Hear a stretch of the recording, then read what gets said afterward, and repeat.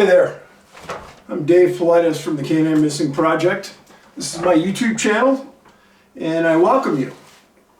This is, I think, my fourth video and we're going to talk about a multitude of things today and clear up a lot of different thoughts and ideas that people have had out there. A couple of things.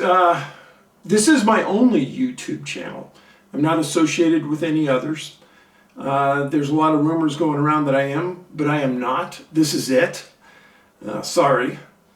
I'll go down a few lines and talk to you about some things that people have brought up in conversation just lately. First of all, U.S. stats on missing people.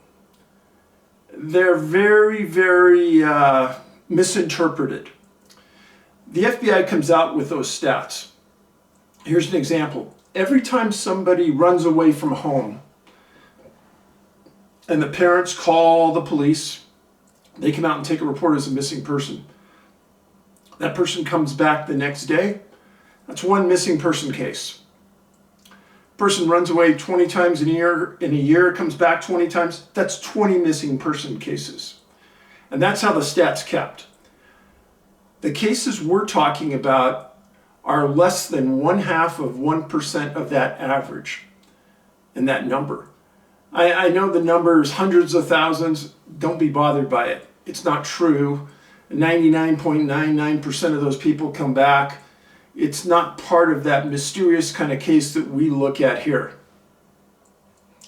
Another question that came up was some people stated that, well, Dave, it's pretty obvious what's taking these small kids. It's big birds swooping down and grabbing them, like a big bird with a small sheep. One problem with that, in every case we've ever looked at, there's never been talon marks on the shoulders, anywhere on the body, any type of injury related to a bird grabbing a child. And remember, those children are usually in very close proximity to the parents.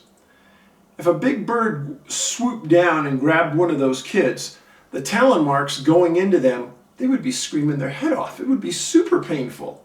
And that's never heard. And there's never any big birds reported in the area that people go missing. And then there are some real haters out there. And they've claimed that, oh, I know what's going on and I'm holding back and I'm not telling the truth. Folks, I'm not like that. I ask that each of you who have read the books to be a critical thinker on this type of thing. First of all, there's nobody I've ever met that's read all the books that says, oh, this is what's happening. It's always the people who have watched some videos, listened to some YouTube channels, and their thoughts have been manipulated to think a certain way.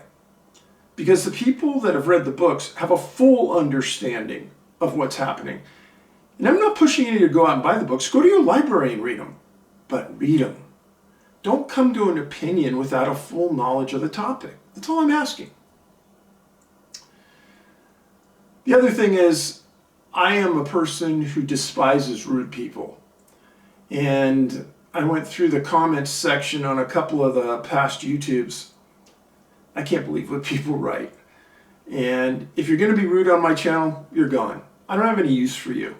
And I value the people that are taking the time to write because I try to read everything.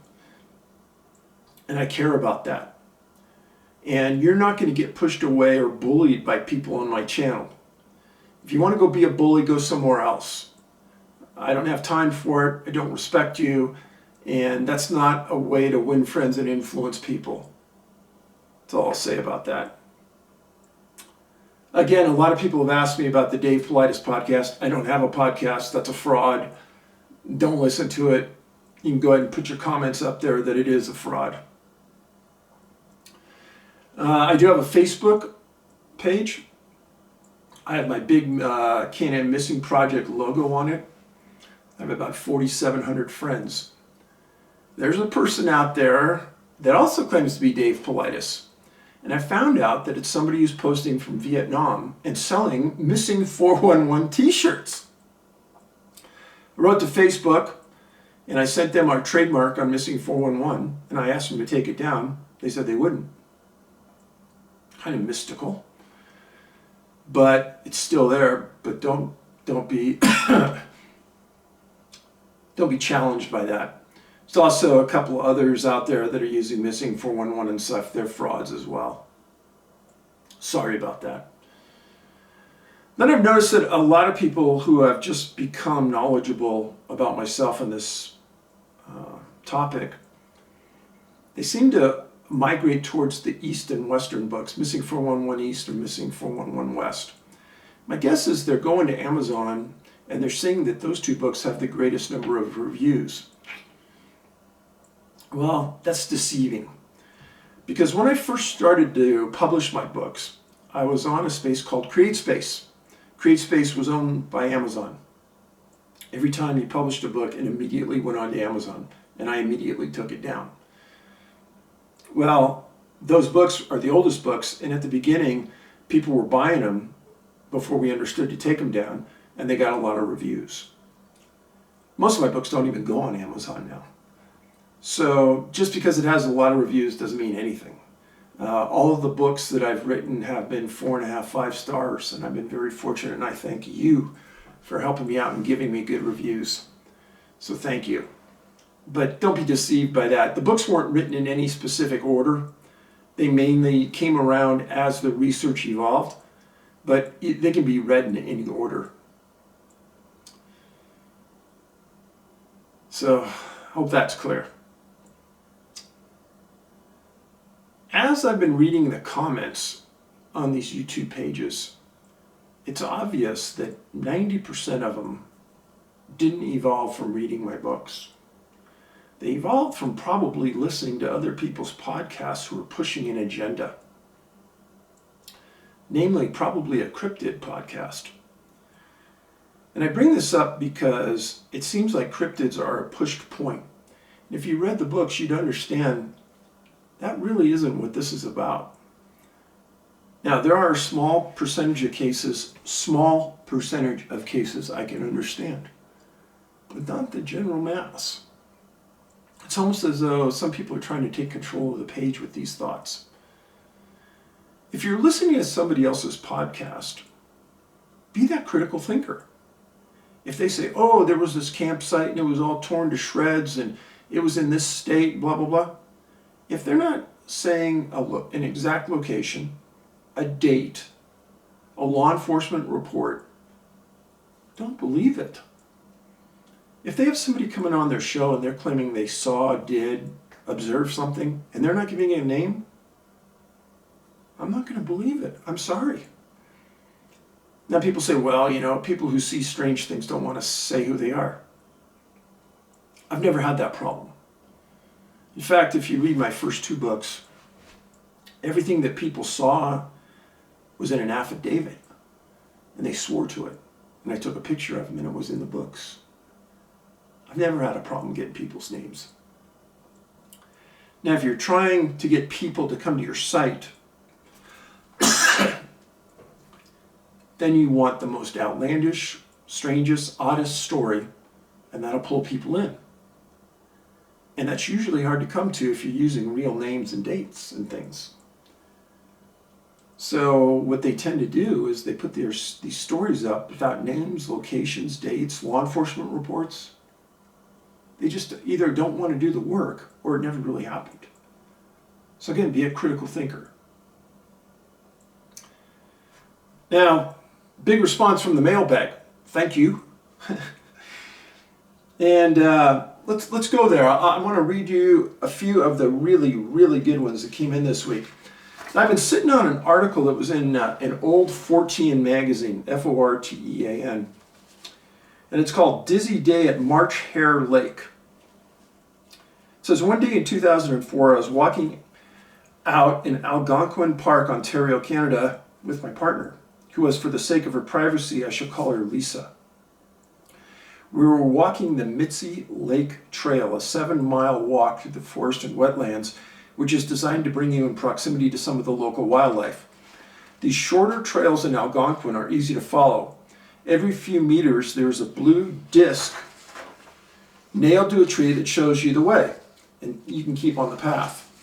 About halfway along, we had a bit of a disagreement. Basically, I called her wimpy because she was moaning about having to walk across pieces of wood in order to get to a boggy ground area, and her balance wasn't good. So we ended up walking separately with me in front. Every now and then I stopped to make sure she was close behind me. As we approached a section at the northeast corner of one of the small lakes on the trail, March Hare, H-A-R-E Lake, I stopped to check behind me again. There she was, about 30 to 50 feet behind me on the path. I turned around and carried on, stopping after a few more steps to wait for her. Suddenly I heard a weird noise, like a creaky groan, from the direction I had last seen her. When she didn't appear on the path, I retraced my steps, thinking that perhaps the noise was some animal coming through the trees that she'd stopped to look at. But she wasn't there. She should have been easy to spot, wearing a bright white t-shirt and light-colored trousers, but I couldn't see her anywhere. I yelled, "Lisa, where are you?" There was no reply. I tried again, a little louder this time. Thinking she was probably hiding to teach me a lesson for going in front, I started to get a bit agitated. "Lisa," I shouted, "if you're hiding, you can come out now." Still no response. Nothing but the sound of a few birds and the creaking of a tree in a light breeze. I started to panic and began yelling her name at the top of my voice, so loudly that I could hear the echo across the lake, but there was still no answer. I was upset. What if she'd been attacked by a bear, or worse, and not had a chance to scream for help? Panicking, I frantically ran backwards and forwards for a couple of minutes along the path, literally screaming her name and yelling for help. But all was completely in vain. I was resigned to having to call 911 and look for a body. It was a horrible, horrible feeling. Just then, the cell phone I had in my backpack gave up the ghost, leaving me with no option but to run to the highway 3 miles away and call for a payphone or a car park. So off I ran, falling over tree roots and through streams. After about a mile, I started shouting her name again, and for some reason, way in the distance, I heard a response. Not sure whether it was her, I carried on running and shouting until I could ascertain that it was. I shouted to stay put, and when I turned the corner and she was standing there in front of me, I fell on her with tears in my eyes. "Where have you been?" she asked. And this is where it gets weird. Yeah, it seems like a little weird so far. She had stuck to the path as well, but hadn't passed me. In fact, she was convinced that I was still way ahead and was angry with me for not waiting for her. She had not heard me shouting till I had almost caught up with her, despite my screaming at the top of my lungs. How had she got so far ahead of me in such a short space of time? We discussed the routes we had walked, and they were identical, basically along the edge of the lake. There were no shortcuts, and I had to run to catch up with her. If she had passed me where I had stood waiting for her at the bend, even given the time I was shouting to her, I would have caught her up sooner. She didn't walk particularly fast, and given my panicky state, I was moving pretty quickly. So what had happened? It was very freaky, and we've discussed a lot of these possibilities. Lisa was initially convinced that she must have passed me and we just didn't see each other. But there was no way this could be. The path was too narrow. Neither of us could have stayed off of it. We were both wearing clothes. That would have made us noticeable to one another, and I was shouting at the top of my voice. Even if we had somehow missed one another, she couldn't have gotten as far ahead as she did in the time involved. I mentioned to her the sound I heard, and she said, too, that she heard a weird noise, but had just carried on walking, thinking nothing of it. It seems to me that the noise may have been linked somehow. Maybe it corresponded to the point she overtook me. I've scoured the internet for any other weird events connected with the area, but nothing has turned up. One thing I have noticed, though, is the name of a couple of small lakes in the vicinity. March Hare Lake, where the initial event occurred, and Dizzy Lake. It'd be interesting to know where they were named. Lee Stanfield, Alliston, Ontario, Canada, 2004. Now, why I read that is I think it's pertinent. First of all, 16 years ago, so it was before I got into this world studying missing people. But there's a time and space issue there. Obviously, Lisa was walking much slower than her friend. So the idea that she passed him isn't possible.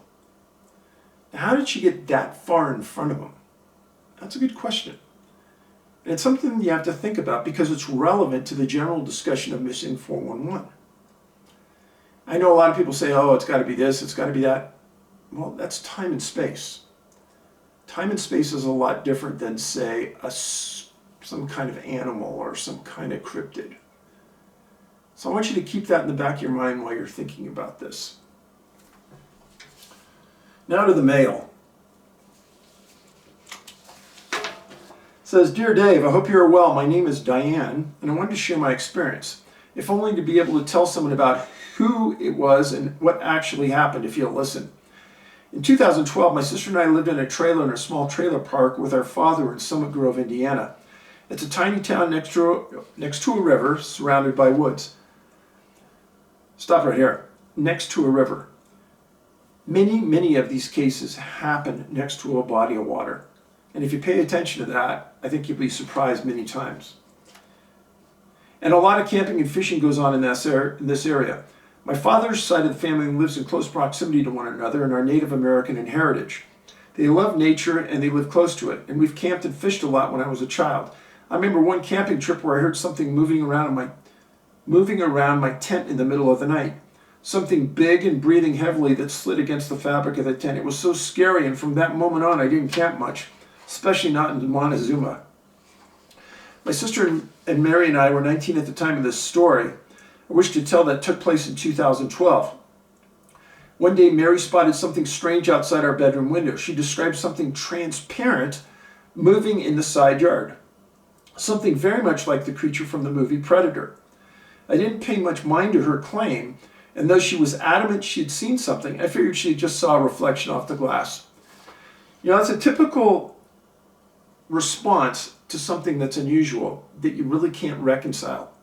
So you try to figure a logical response so your mind can just move on. But then the very next day, as I was putting on makeup next to the window, something caught my eye. I stopped to look and noticed a transparent figure about 4 feet tall standing in the yard and only about 6 feet from me. For a moment, I felt our eyes met, although there were no visible eyes. It was just like from the movie Predator and was see-through, yet I could feel that we were both aware of each other, recognizing the other.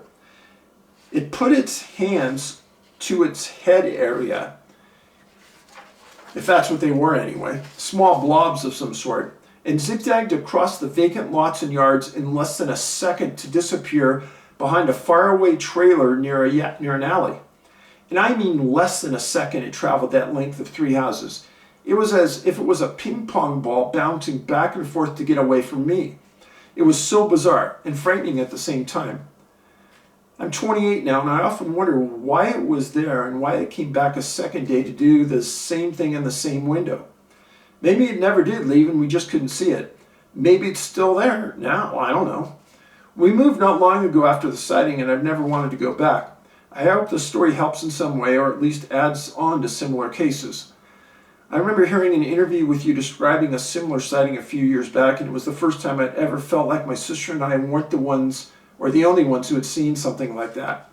Thanks so much for your time, and I know you will not dismiss me as a nutcase. It means a lot. I appreciate all you do and simply wanted to share this with you. Best of luck. You know, her words about I wouldn't dismiss it and I wouldn't make fun of her, I think that's sad. You're right, I won't make fun of her and I won't dismiss this because I've heard it dozens and dozens of times. And nobody else really wants to talk about these things. Now, I don't know if it's related directly to missing people, but time and space, proximity to what others have been doing in the wild, and people seeing these things, it's consistent. Now, one thing I've said in past interviews is whatever's happening here is 100% effective because the people never come back saying that something specific did this to them. So, yeah, it's very odd.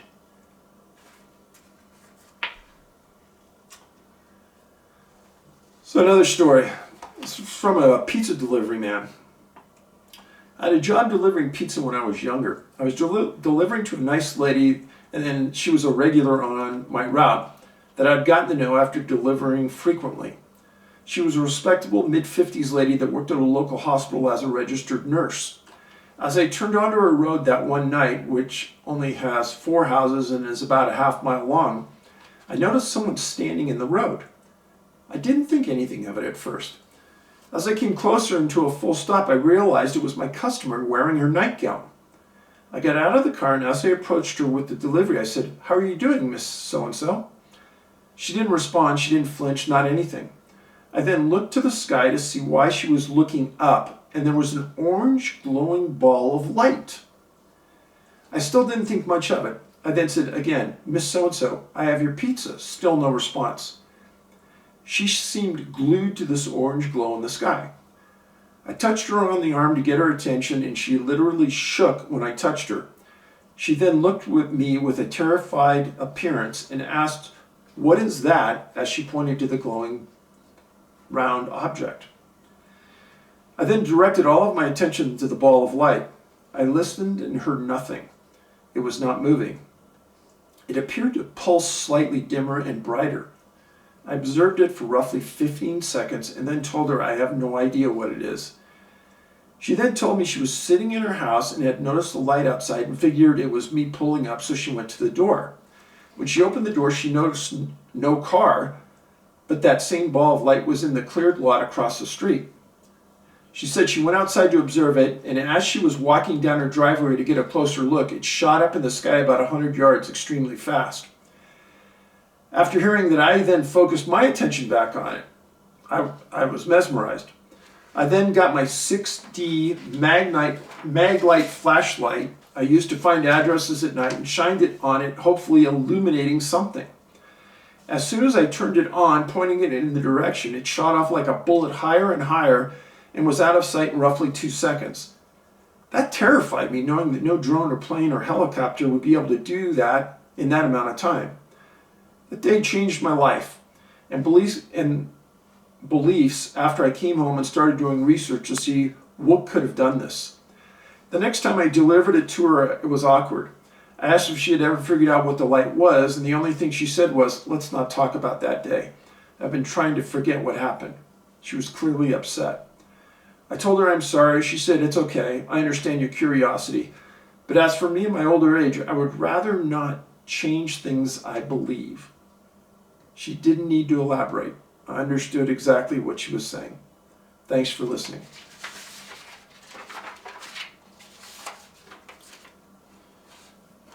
So, something caused this lady to come out of her house in her nightgown, and she was focused on this, I'll call it an orb. So focused that she didn't move as a car was approaching her. A man comes in, puts a flashlight on it, and it takes off at an unbelievable speed. Right away, when I read that story, I was thinking about the Tic Tac UFO that the Navy pilots found off the coast of Mexico. And Colonel David Faber was the one who I've talked about it. Now, this is a little different. Orbs of light have been seen in the forest hundreds and hundreds of times. I've read hundreds of reports about it. Now, what would have been interesting is to know that lady's last name. And I always am interested to know if somebody is of German descent. But I've written a lot of stories about people that were inside their homes, and suddenly friends came over and they were gone. And there was no rational explanation about how they left the house or where they went. I wrote a story about a young boy that was with his aunt in a house. Doors was locked, alarm was on, dog was with him inside, and they took a nap on the floor. Aunt was laying on the couch. She woke up in 15 minutes when her phone rang and the boy and the dog were gone. Never have been found. But there's many stories like this where people have disappeared inside their home, inside of a car even. So keep an open mind. Don't discount these things just because they make you uncomfortable. I realize that I'm speaking about things that many of you have never heard of. And many of the haters out there don't want me to discuss this, which makes me suspect. Are they uncomfortable with the topic, or are they maybe protecting something that they don't want us to know about. Keep that in mind. Okay, one more. Hi David, I hope all is well with you. Down with the flu for a few days. Thought I'd share this with you. It's my story, not sure if it's of interest to you, but wanted to type it out for the first time here. Still amazed with your body and work of analysis. Keep it up. My father's a pharmacist. He opened in a small pharmacy in Pickett County, Tennessee. When we moved to a small area called Byrdstown, he purchased a 120-acre farm off Highway 295, about 5 miles out of town. He created a large circular gravel driveway and placed a new mobile home on top of a hill, overlooking a farm. I came home from a friend's house and my mother begins telling me about seeing headlights in the field. She was sure someone had entered our property and was probably spotlighting deer. I took our truck and drove out into the rolling topography, but saw nothing. She described 2 beams of white, yellowish light directed up into the air. If you're on the side of one of these rolling hills, you could indeed shine spotlights at the sky as she described. A few weeks later, I'm at home and she sees them again. This time, instead of driving down to confront them, I grabbed a pair of binoculars and walked over the first hill. The lights weren't far and I really wanted to sneak up on them. Figured they would hear my vehicle and tires on the gravel. And I was a teenage ninja, in my own mind, with it all figured out. The only reason I think she didn't call the police was due to her not being sure what was actually happening. And there's a mistake. If you're not sure what's happening, call the police. And as I was one for 20 years, if I got a call like that, I'd think it was great. I'd be all over it. Don't think that the police are going to embarrass you or make a fool of you. I think there's a lot of them out there that think just like me. Back to the letter. Again, it was constant beams, not moving. Now, along the side of the circular driveway was a small parcel of land that someone had recently purchased and also moved in a modular home. The corner of the parcel would come very close to the same portion of our driveway, and there was an opening of a hedge or a fence, as this used to be a gap to reach this parcel, but was recently fenced. As I'm approaching that area of the driveway, I do indeed see 2 beams of light projecting into the sky. I didn't think anything too odd at this point, except I still hadn't heard the sounds of their vehicle. Also, the lights themselves struck me as if they had been reached further back into the black night, distance-wise, but I quickly told myself I'm not a scientist and I paid no more attention. They never moved. All of a sudden, the lights go out. I'm thinking, dang it, they see me somehow. I stood still as a rock for maybe 3 minutes, not making a sound. But they never made a sound either. I'm still a few hundred yards away. While trying not to creep myself out in this standoff, I all of a sudden hear activity from the neighbor's back porch area. Actually, I'm kind of thankful I hear someone else in the darkness at this point. It had one single bulb illuminating their wooden deck. I decided to go and investigate the noise as perhaps they were involved. However, once I reached the gap, it was still fenced. No possible ingress from here. Here's where I learned to sprint in complete darkness, gold medal style. As I begin to focus on the activity, it's clear it's a very benign scene. A woman was scraping a skillet off her back porch and calling for her dog. Upset I may have lost the real trespassers, I started to turn around and head back in the direction of the lights. There was still no sound or movement from that direction. Then all of a sudden this woman begins screaming to the top of her lungs and pointing approximately 45 degrees to my right in a more thickly wooded area. I immediately jumped into some kind of crouching position like a spastic cat and began vigorously scanning the scene. The woman is now screaming at the top of her lungs, "What is that? What is that?" She's pointing in the direction away from me and not towards the lights. Over and over, screaming continued. By map thing would be about 150 yards from me. She's 200 yards just north of me, and the lights would have been southwest of me 250 yards, and my home is east of me 150 yards. Do you copy all that? As this evolves, I think to take out binoculars and see what I can see. I'm frantically panning back and forth between her fingers' direction and the wooded area pointed to me. I see nothing. Now, 2 very important points rush through my mind. I'm thinking, what the hell scares a person that much, and where in the hell is it now? Literally, I'm beginning to be consumed with fear. In this mess, the husband has come out and looked at it for a nanosecond. He quickly retreats into the home and emerges with a firearm. I see him pointing the rifle at something, but he never fires. I stayed just long enough to make sure he's not seeing me somehow, and then I took off and ran through the pitch black home. No defensive line could have slowed me down. I was that scared, and it even gave me cold chills writing about it right now. So the last part of this story. At some point the next day, the husband comes flying up our driveway in a very hatefully demanding attitude to see our bird dogs. My mother comes to the back door to intercept such an a-hole entrance. He is now looking all over for both of my dogs. Mother was asking, what is this all about, and threatening to call the police. Yeah, good idea. Here it comes, and more cold chills. He proceeds to tell us that something white had ripped his dog to shreds. He couldn't overstate this and repeat it enough. Something ripped and tore my dog to pieces. I kept waiting for him to describe the attack in normal terms. I mean, if he thought it was a dog, why didn't he say it clawed or bit? It was unnatural. He would not move away from that description. He was almost in tears. He said it ran off in the direction of our home. He was looking for signs on our German Shorthairs, but found none. For the record, our dogs didn't ramble at night. He apologized and told us about the scene and trouble and left. I seriously thought he had seen me and was coming to complain to my parents, but he never did. I told my mom what I saw out there that night, but I don't think it sank in, and this guy never showed up with his vision or version of events. There were a few other weird instances on this farm, but this one I'll never forget. Thanks. I did do a follow-up email with this man, and I asked him, said, just for clarity, you didn't see anything that you could identify, correct? And he writes, that's correct. Believe me, I was looking. The man described it as being white in color and believing a dog may have attacked his dogs. But what he saw must have been short in stature. The woman actually had the best visual. I mean, she must have screamed for several seconds. She had to get a good look at it, but I don't know what that look was. I should also say it was completely silent in the woods when I was there. There was never any sound of any dogs yelping, nothing. Dead silence. Okay.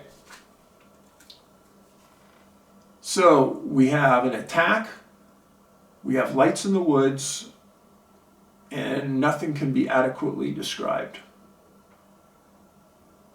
Now I know a lot of you make some assumptions, but since I live in this world of facts, I'm pretty careful about what I really want to say about what may be causing this. Who knows?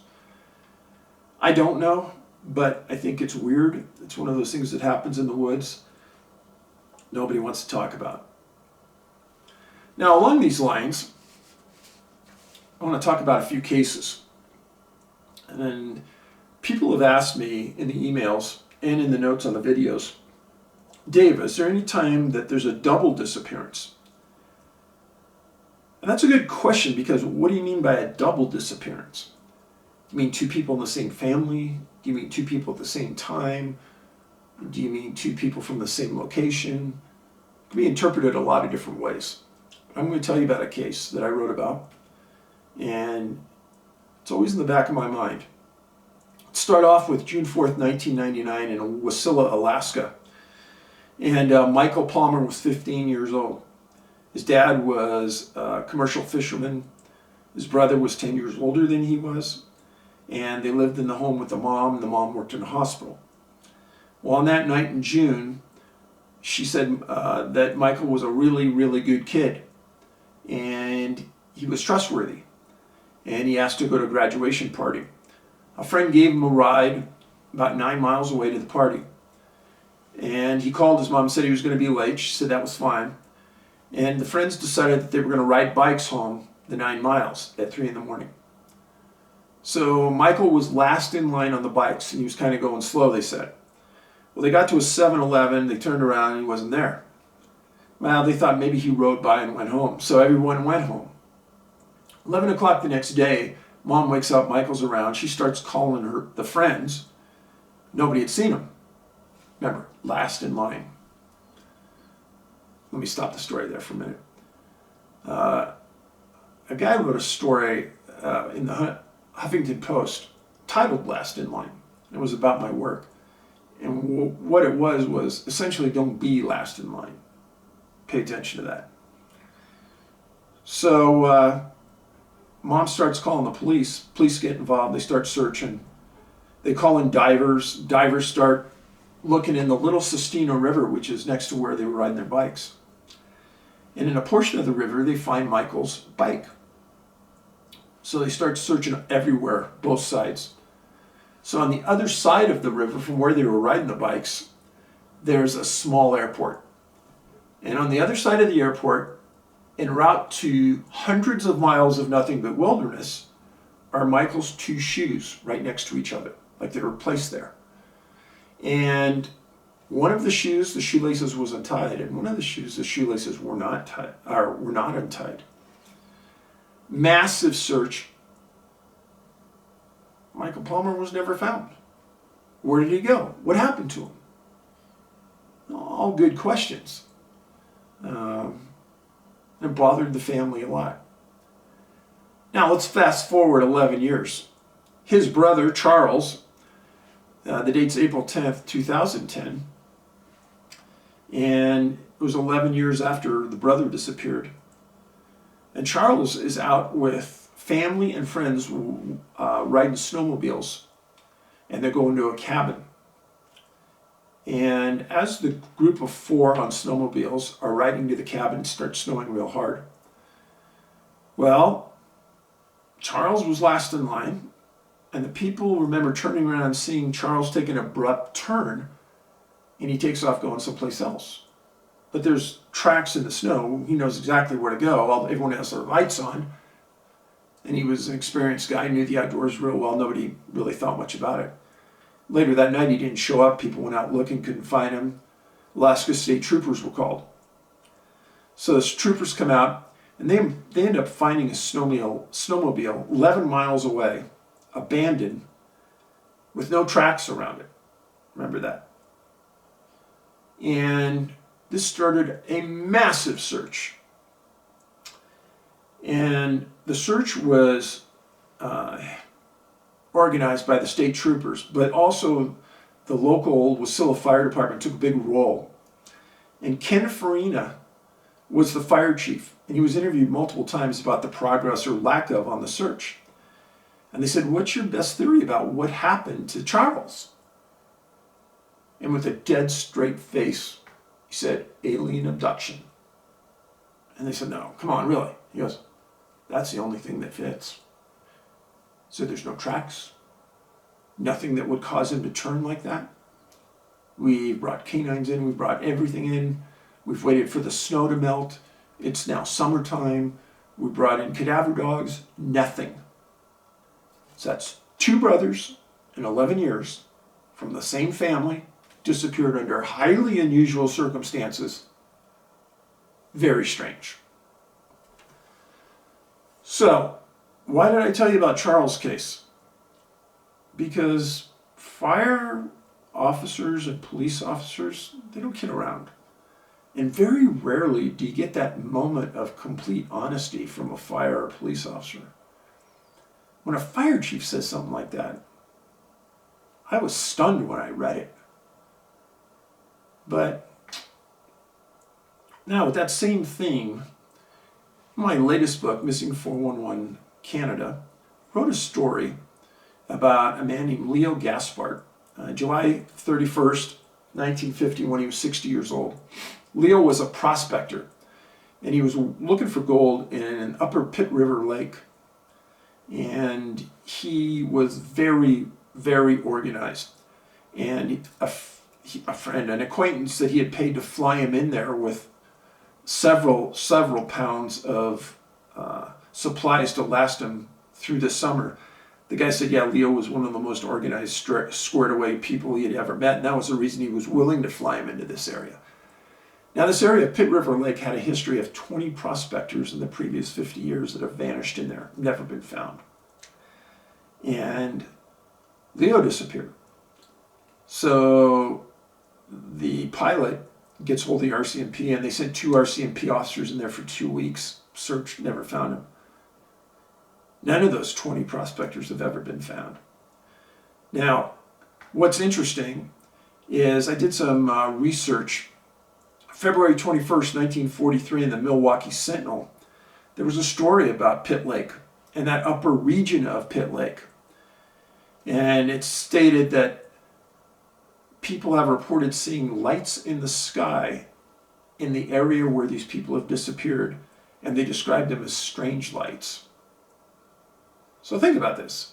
1943, there's an article about this in the Milwaukee Sentinel about an area of British Columbia? Pretty bizarre. Now, I follow the facts, not assumptions. And I think that's odd. Now, some of you have talked about portals. There's a story that was in the special I made called Vanished. And in Vanished, it was Dale Staling. Disappeared June 9th, 2013, 4 p.m., Mesa Verde National Park. He was good shape, healthy. Him and his wife and his parents had stopped there at Mesa Verde to get their vehicle fixed because it wasn't working correctly. So he, as they were waiting, he says, "Hey, I'm going to take a walk on the petroglyph trail and go over to the cliff dwellings." Everyone said, "Okay." About 4 o'clock, he took off. 4 o'clock, the optimum time for anyone to disappear, according to our research. So he didn't come back. Everyone notifies search and rescue. And the park sends people out. Well, about 60% of the way down that trail, at about the time you go up this small cliff and you reach this bench where you walk back, I've been on that trail many times, somebody reports hearing somebody calling for help. And this is after searchers have already been out there and not seen or heard anything. And this person reports it to the park. Park sends 20 searchers and dogs out to that area. They don't find anything. The next day is where the story gets a little odd. A woman reporter is coming to interview the park superintendent about nothing related to this disappearance. She didn't even know a disappearance that occurred, but she goes to the office and the superintendent says, "I'm super busy right now. Can you come back in like 2 or 3 hours?" So she says, sure. She goes out. She starts walking the petroglyph trail where the search is going on. She reaches the same place where this cliff ascent hits the bench, and she hears somebody calling for help. And she said she stopped, heard it clearly and distinctly. It was a man's voice. And she started looking in the area and couldn't find anything. So she was shook. She comes right back, goes to the superintendent, and tells the superintendent and chief ranger. She wrote a story about it. And she said they both looked at each other and said, "Oh my gosh, somebody reported that yesterday too. Let's send more people out." And they sent more people out. And they searched some more, and they never found anything. Now, why isn't this part of the story in that segment we did with Vanished? It's a good question. Because I think it's a critical part of the story. In fact, I think it's the most important part of the story. There's never anyone reported missing in that area other than Dale. The Park Service sent in total probably 50 people and searched that for over 24 hours with dogs and things. Never found anything. Do I think the Park Service did a good job? Absolutely. They did everything they could, but nobody was there. Now, how could this be? How could that happen? So in Vanished, I talked to a physicist about this exact kind of thing. And Vanished is owned by the History Channel, and it's on Amazon right now. I don't get a dime from it, but I'd encourage you to go watch it because the physicist tells an interesting story about how he and others in his same line of work believe that these portals are real. Now, could it be that somehow a portal got involved here? I have no idea. But I do find it highly strange that Dale was never found, yet 2 different people heard a male voice in the same trail calling for help. Now, Reinhard Kerchner, in April of 2007, he was a physicist for a giant corporation in Germany. he liked coming to the States. He flew into British Columbia, he rented a camper truck, and he drove down into the US, specifically to Arizona. He was engaged to a woman, and she was going to meet him in Las Vegas. He parks his truck next to the Little Colorado Gorge in Coconino County, Arizona. And he apparently left the truck. Well, it's right next to this giant gorge, very beautiful area. And in the gorge and in the river, there were some U.S. Fish and Wildlife biologists doing work. They were later questioned, they never saw anybody. And the truck was parked there for an extended period of time until the woman, Reinhardt's fiance, calls the police and makes a missing person report. Coconino County sheriffs go out, they get to the truck, they look at it, and they process it like a crime scene, which was the right thing to do. And as they're at this scene, a couple of people that commute on that route pulled up and stopped and told the lieutenant, hey, you know, at about the time we first saw this truck here, we saw some strange lights in the sky. Don't know what it means, but we want to tell you. So the highest commanding officer at the scene for that was a lieutenant. And he wrote a report. And he put that in the report. Now, why is that important? Because I don't think that person would have put that in unless he believed that the statement was credible.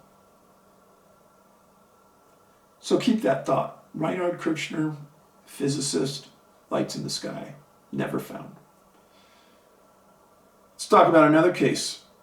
May 8th, 1965, Antarctica. Boulder Labs placed Carl Dish, a 26-year-old atmospheric physicist, at the Antarctic Bird Station to do research. And he'd been there about 2 months, and he had to walk back and forth from his lab to the main housing area. And there was a rope, and everyone just held the rope during a bad storm and made it back point to point. And on one of these trips during a storm, Carl vanished. Nobody had ever vanished there before. Carl was German, as was Reinhard. And they sent men out into the field to look. And they searched for days. They didn't find anything.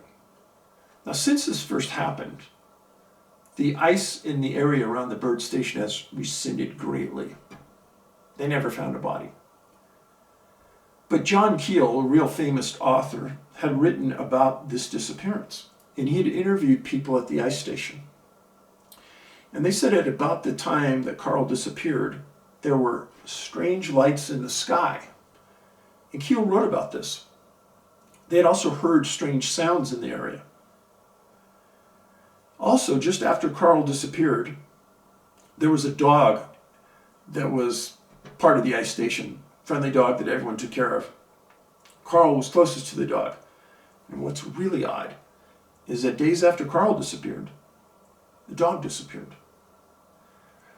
Now, if you've read Missing 411 Eastern U.S., you know that a lot of people disappear with their dogs. And sometimes neither one is ever found. In this incident, neither one was ever found. Let's think about this. 2 physicists disappear. 2 different times, people report seeing strange lights in the sky in the location where these people vanished. Both of them have never been found. There's many other physicists that have never been found, but I just focused on these 2 because I want you to be like me. I want you to be a mile wide and about an inch deep. Don't focus on one thing. Be a critical thinker on many things. This is one of the reasons I joined MUFON, the Mutual UFO Network, about 10 years ago and became an investigator for them. They come out with a monthly newsletter every month. Fascinating stuff. And it has important details that keep you keen on what's happening in the world because it's a worldwide newsletter. Now, obviously, I've written about other things in this world besides what we're talking about today. I think it's good to have a variety of interests in life because that'll play well with you as you get older. And it doesn't keep you that tunnel-focused individual. So keep a broad perspective, keep your eyes open. Again, the Bird Eye Station, very close to water. Reinhard disappeared essentially next to the river that flows through the Colorado Canyon. So, and Leo Gaspar disappeared at Pitt Lake. Again, water. And I think that's an important point here. I sincerely appreciate you guys listening and paying attention. And there's many, many different sides to this investigation that constantly are rolling through my mind. I'll bring these up to you more in the future, and I'll talk to you about more cases. But the thing to remember is these aren't isolated incidents that we talked about here today. I've written about probably close to 1,400 of these cases that all match this similar profile. And not one case is more important than the other. Whether you're thinking about Reinhard or Carl or the Palmers. Can you imagine being the Palmer family and missing 2 boys and never seeing them again? Especially under the strange circumstances that they vanished. Yeah, it eats at my heart a lot. Thanks again. One last note before I forget. Somebody who's very keen on YouTube, I'm not a great knowledgeable source on the topic, but they said, Dave, you have so many views on your channel, thanks. But the strange thing, Dave, you have way, way more views than you have subscribers. So, if you get a chance, subscribe. I'd appreciate it. I think this guy'd appreciate it. And stay tuned. I'll try to stay on top of this as I'm doing right now. Sometimes life gets chaotic and I might miss a few days here or there, but I'll try to get back to you and we'll try to keep this consistent. Be safe out there, walk in pairs, carry a lighter, extra water, extra food, a map, and if you're comfortable, a firearm. Thanks a lot. Have a great week.